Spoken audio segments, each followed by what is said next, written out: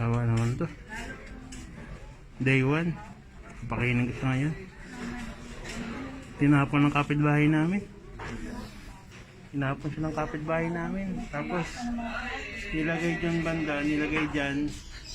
Ang lakas ng ulang kagabi, kaya nilagay ko dito.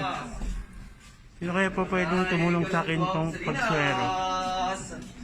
PM nyo naman ako. Kung mga taong may magandang puso dyan sa mga alagang aso natin, idamay nyo naman to. Hindi ko kasi alam kung paano to pagalingin. Gusto ko siya bigyan ng second chance. Second chance lang ang kailangan niya.